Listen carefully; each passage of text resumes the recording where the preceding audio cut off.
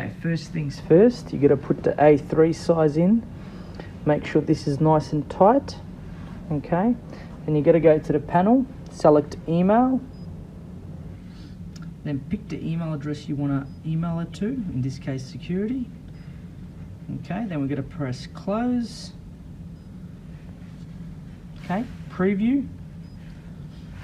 Okay, then we press the green button. This will scan the document through.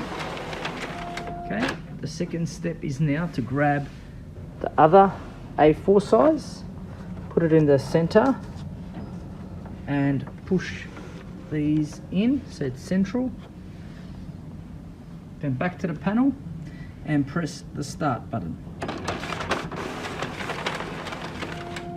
Okay, we're done now. What we do is we do a quick preview, make sure it's all good. Okay, that's that. That's the sign-in sheets. Great. When you're ready to send, press send.